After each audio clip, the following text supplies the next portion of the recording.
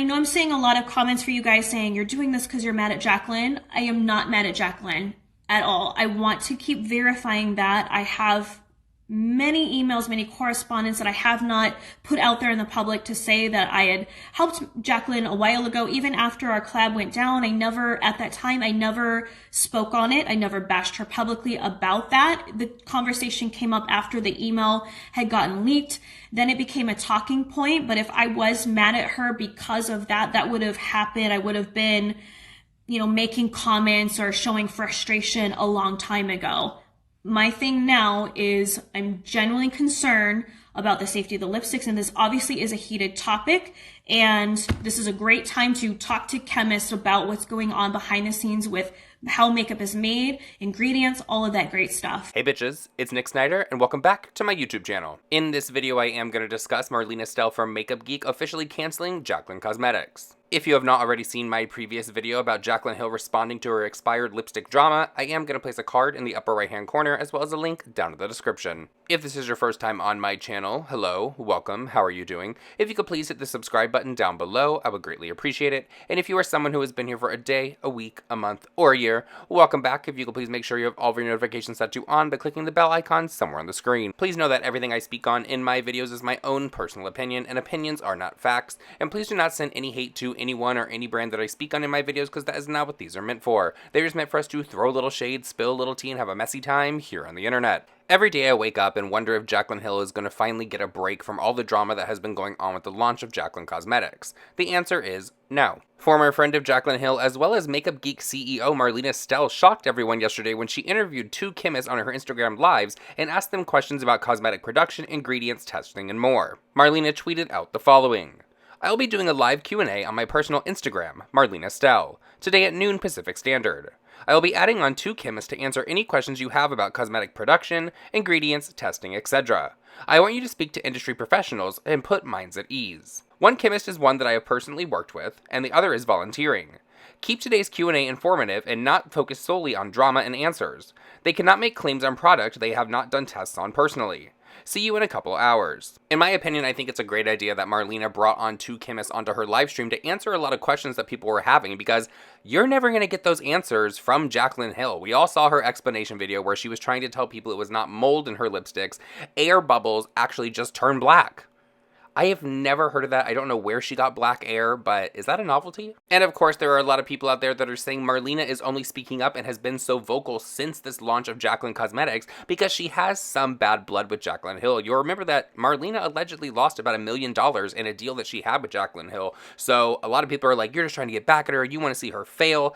I don't think that's the case at all. I don't think that Marlena's like, yeah, Jaclyn's going down. Oh my God, this is finally it. Do I think there could still be like a little animosity there? Like she doesn't like her? Of course. I mean, if you lose $1 million in a business deal, you can say that you've forgiven them 100%. But girl, deep down inside, that is clearly not the case.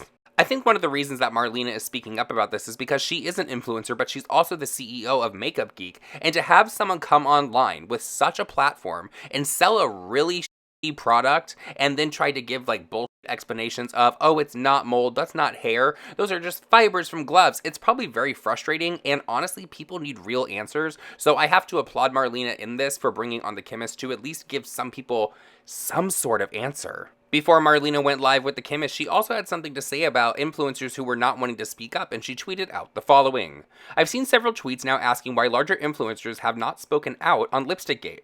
But we need to realize that it's their choice to speak or not to speak on an issue that they may not be qualified or comfortable answering, especially when it's already a heated topic. Influencers have to also protect their brand image as well as reputation. If for some reason the mass audience later on sways their frustration, then tries to come after them for what they did say. We've seen that happen before. It's a lose-lose situation. I know I've been vocal, but that's my choice. Not everyone is comfortable speaking out and getting in the fire. It doesn't mean they aren't concerned. Them not reviewing the lipsticks or saying positive things also says something. Thanks for coming to my TED Talk." I'm only going to play for you a few clips of one of the chemists that was on Marlena's live yesterday where she was asking questions about ingredients and everything. I picked out the questions that I thought really had like some purpose that people were really wondering about. I'm not going to play you the full thing because, as I said before, this was an hour-long live stream and we would be here all day. So here is what the chemist had to say. Why would different colors have the same batch code if they have different mixtures and ratios of pigments per se? Are you able to speak on that? Yeah, actually that is something that I've never seen before. I only can speak about my experience, and actually there is, as you said, Marlena, earlier, there is different formula numbers and different batch code numbers depending on the day the production was made or the color. So that's something I've never seen before. Normally on your guys' end, when you make product, how is the batch codes? Because I know when I get, my R&D samples, each color, each formula has its own code. How does that work, I guess, when it goes into production? So it depends on the lab, actually. Most of the time, we kind of use a code for the project, and then a code for the shade, and then a code for the actual trial itself.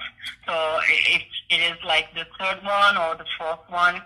So that's how it works. But depending on the lab you are working with, it can be also the day that it has been made. It can be I don't know, maybe the client number. It depends. Can you answer why, I guess, do labs have batch codes? Like, what is the purpose of having them? The purpose of having them is that you can follow the production of each manufacturer. So basically, if you want to control a sample when it is on the market, you can kind of trace when it has been made. So you can kind of know which day, which person have made this batch. So you have a lot of information thanks to batch code. I'm curious about the common ingredients that people say to avoid, like parabens, other ingredients like that. Are there certain ingredients that we should avoid, or does it honestly depend on preference or how they mix with other ingredients? That's a tricky question because there is a lot of kind of marketing issue, with those ingredients, especially, for example, for parabens. Some kind of parabens are actually the best preservative that we have right now. Okay. So other preservatives, even if they are kind of natural derived, they may not be protecting your formula as well as parabens.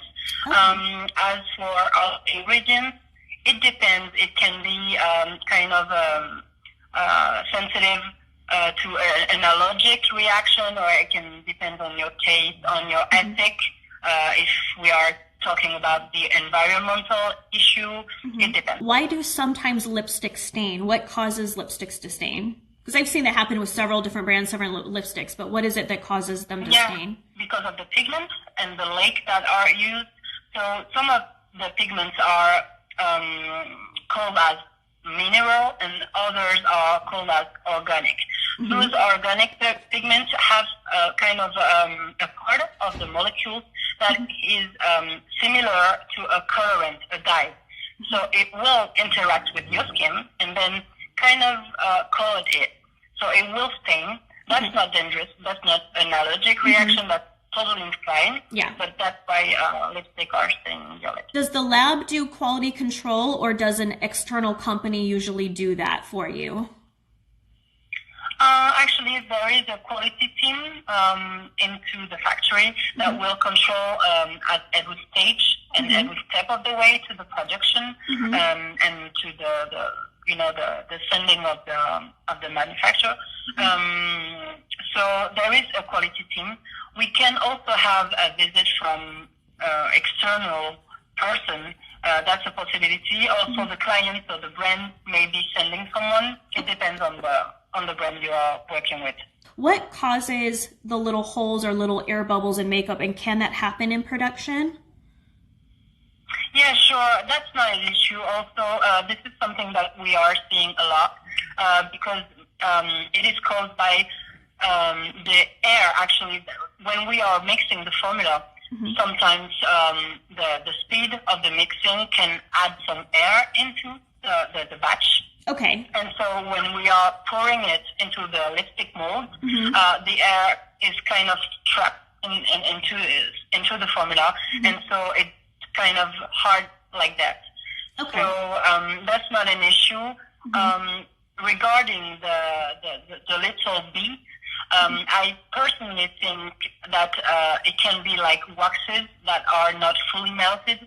Okay. And actually, it kind of makes sense because, lipstick are poured into the mold, so they are kind of upside down.